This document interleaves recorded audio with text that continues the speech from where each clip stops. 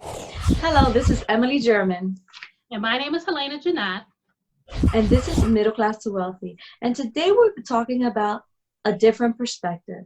So, Helena, talk to us a little bit about why do people need a different perspective? If you have a different perspective, you'll change your behavior. And if you change your behavior, you'll get different results. Okay, simple enough, right? You would think. Well, uh, it's not mhm. always easy to change the behavior, but we're working on it. I know. How do people think things work, though? So we think that K through 12, going to school, it's the law, but we think that that prepares us for life. Hmm. We think that going off to college, some kind of technical vocational school, is going to make us more profitable. We think that if we don't get a degree and then we get into the workforce, if we work hard enough, we'll advance. We think that we could escape all of that and just create my own small business, become an entrepreneur. What do you mean by K through 12 doesn't prepare you for life? Unfortunately, K through 12 is about creating a workforce, bottom line. So I started looking into it because, we've always had questions about why don't we learn this in school? Why don't we learn this in school? So recently I read a book by Napoleon Hill. It was called Outwitting the Devil. This book was Hmm. supposed to have been written in 1938. This book talks about our educational system. Yes. It just it's just beyond me how, if so many people have been asking this question for so many years, we didn't change what we're teaching our kids. We didn't change what we're learning. So I started researching it. And when I researched it, it said that the educational system is designed, our educational system was designed for the greater good of society. And then it said to create a workforce. So what Mm. does that mean? It means that we're facing like all of these crises. We have an affordability crisis in this country, a savings crisis in this country, a debt crisis, a retirement crisis. What part of school prepared us for any of that? If we look at what life looks like, we're living for today. So we're looking for like some type of quality of life. We have Mhm. to plan for tomorrow. So that's when we become elderly. We have to stabilize our money so that if and when there's a recession, and they happen often, we're not affected. Educating our kids, stabilizing adult children, caring for our adult parents, leaving a legacy behind for future generations. Like, what part of school prepares us for any of that? Mm. So you're saying that basically professional education doesn't equal profitability? Within limitations. So, again, more research. Um, there's a very small percentage of us that makes more than $250,000 a year. A Mm. very small percentage of us. So most of us, like we mentioned in the previous talk, are living paycheck to paycheck. Some of us, yes, are saving money and live well, but that's not the masses. The masses, our finances, we're failing. So how many degrees are there out there? People are getting degrees, but they're also getting student loan debt. Mm. So supposedly, if you have a degree, you're supposed to make more money. But that doesn't always happen. I don't have a degree, and I make more than a lot of people that I know who do have degrees. One of my mentors was talking about, he used to be a VP at a bank, and he said, I thought I was God's gift to a financial statement. And then he learned some things, went out into the world. He doesn't work anymore. He stopped working over 30 years ago. He said he had no clue. He said when he was working, what he was doing was managing someone else's money. Mm. So you're saying that hard work doesn't equal advancement? Working hard doesn't always equal advancement. And not only does it not always equal advancement, even if you do advance, it's to a certain extent. It's within the realm that we're playing in. So do you really think it's realistic to think that you start off in the mailroom and you'll become the CEO of a Fortune 500 company? Not everybody wants to be a CEO. No, not everybody wants to take on all of that responsibility. But how far up in the company do you really think you're going to go, especially without a degree? It's unfortunate. It's that whole socioeconomic thing that we were talking about previously. Like, people put such an emphasis on that. And a lot of times they don't even let you cross. It's like, this is what you need in order to move further. Okay. So is entrepreneurship and small business not an escape for the rat race, would you say? Most small businesses, 30% of them go out of business within the first 2 years. Within the first 5 years, 50% are out of business. After 10 years, 60% of them are out of business. Only 15% of most small businesses make it past that 15-year mark. Wow. I say this to say that statistically, no. There are some very bright people out here, but I think that there's a lot of competition. People want to know, why is your product better than another product? We're working against the current. A lot of times it's because of a lack of structure in our businesses. It could be a lack of systems, a lack of processes, but small business and entrepreneurship, we're bright people, but there are a lot of factors working against us. It's a rat race with an N, basically. So how do things work? We're part of a much larger system. We think we live in a free country and people come here for opportunity.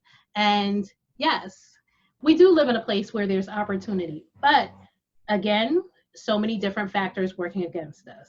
The biggest thing is we fit into a system called government. And you might think, well, okay, how does that affect my life? Well, government takes care of government. So they collect taxes on all of us.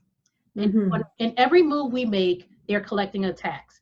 So individual income taxes is their highest source of revenue. So that's why they need to make us employable. And so 60% of us are employed, 33% of us are self-employed. Then there's payroll taxes, corporate income taxes, excise taxes. Excise taxes is on stuff like cigarettes, alcohol, tobacco, inheritance tax, capital gains, sales tax. And then another big tax is property tax. So whether you're employed or not, you have to pay income tax. If you own a home or you don't own a home, you're paying property taxes. So the government set itself up to be self-sustaining. It will always have money. Why? Because it draws on its citizens as their purse strings. So we're just a resource to our government. And the reason why they didn't change anything in how they teach us is because if you don't know anything different, your dependence is on employment. Your dependence is on what you know. So you have no voice in government. We think that we're fighting this fight and we think that we're gonna hold our politicians accountable. But every time we turn around, nothing works out in our favor. And we're like, our tax dollars. I'm sorry, you know what? When you spent those tax dollars, when they took them tax dollars, they were just gone. In return, what you got was subpar education. And we think that they're there to establish laws. We think that they're there to maintain order and provide security. We think that they're there to protect us against external threats and for the well-being of its citizens by providing public programs.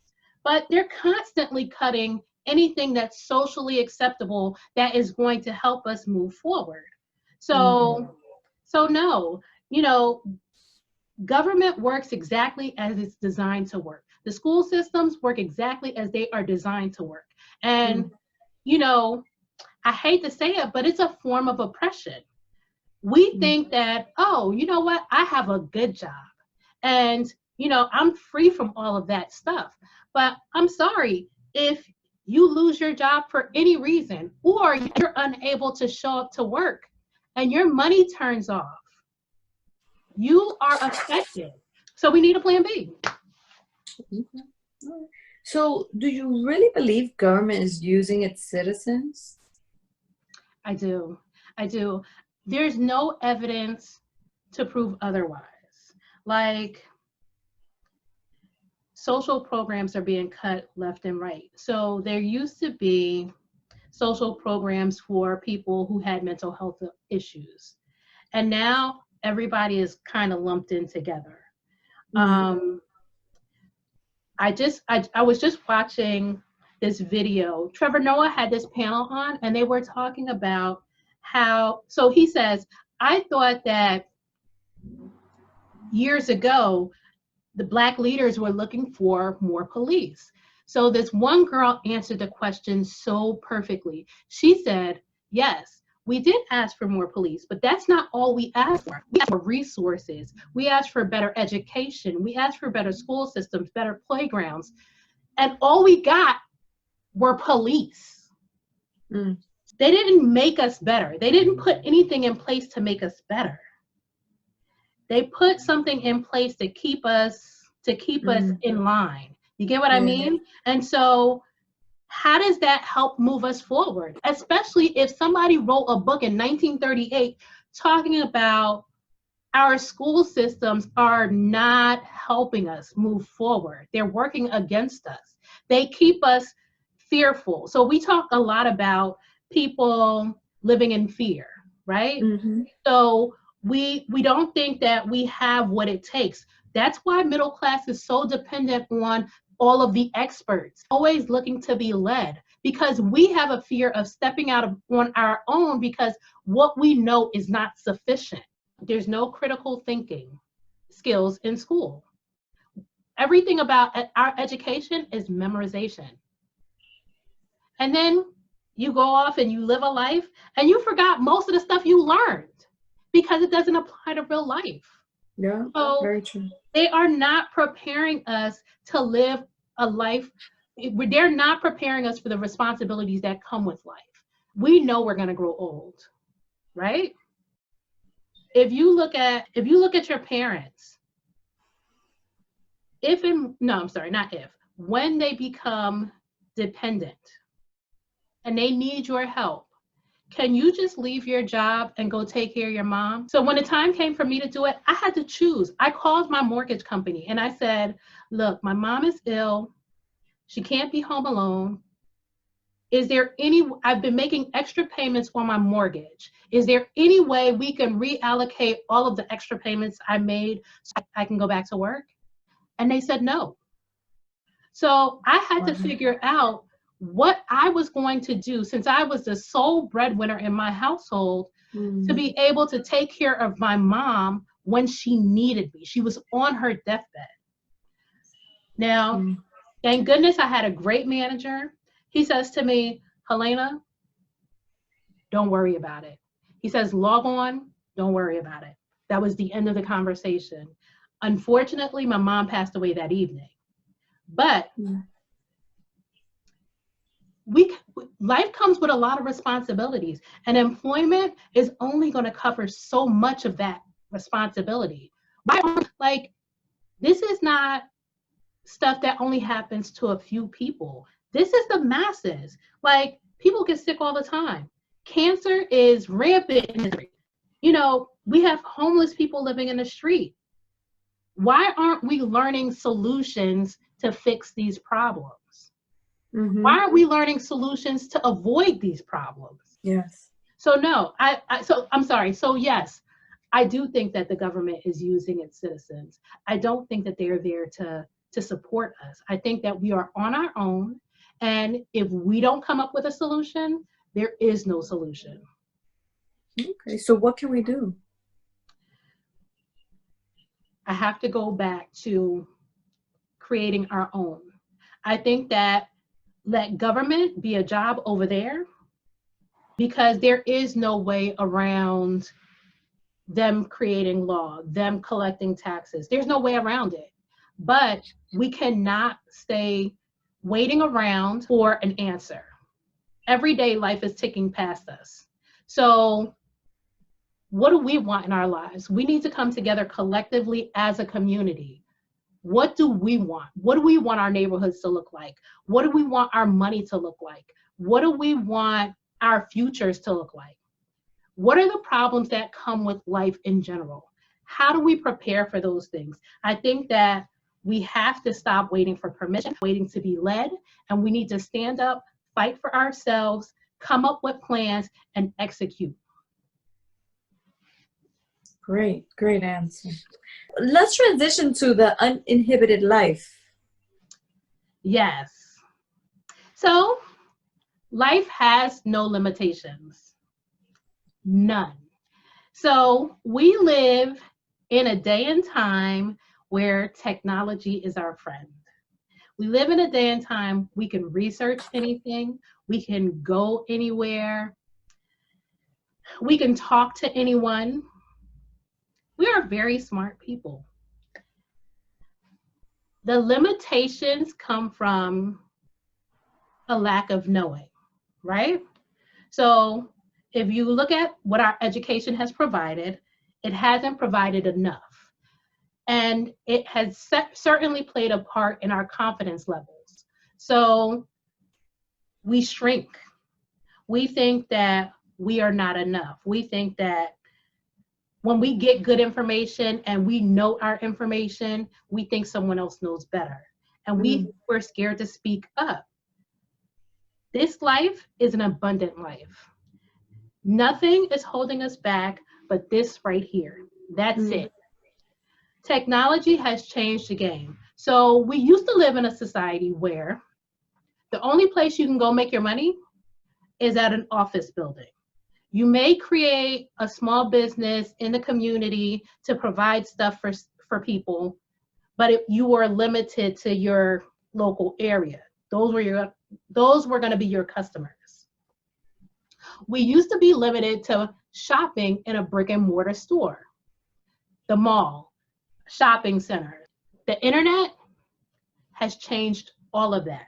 There is infrastructure out there for us to get anything from anywhere at any time. So, what are we really being limited by?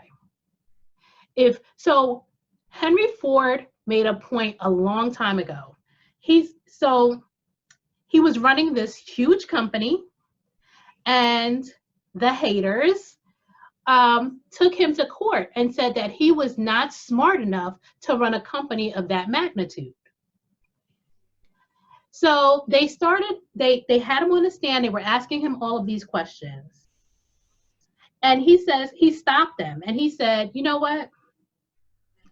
You think that it makes me smart or not smart if I know these random questions that you're asking me.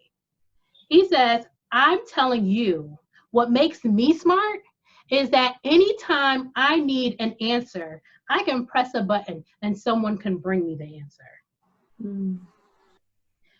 Life without limitations, none. And we have that here today. Any and everybody. We don't even have to pay for it. It's on the internet. We're carrying around phones. We have internet all day, every day. We can go to the library. There is nothing that is holding us back. I can make my money anywhere. I can spend my money anywhere. So we need to live a different life. We are still tied to the days that we can only go to the office to make our money. We are still tied to the days that we can go to the store to purchase our needs, our goods. We can live however we want to. We need to change how we think. We need to be able to depend on each other and tap into consumer spending. That is what we need to do. Life is not limited by anybody else trying to hold us back. Yes, they are trying to hold us back. That's why they didn't teach us what we need to know. But Emily, you know, there are people out here willing to teach you what you need to get what you want. Yes. Very true. Well, that was great, Helena. It's definitely great to hear a different perspective, you know, one that creates no boundaries for us and no barriers. And I can't wait to continue hearing what you have to say. And until next time, this is Middle Class to Wealthy. See you Thank later. you.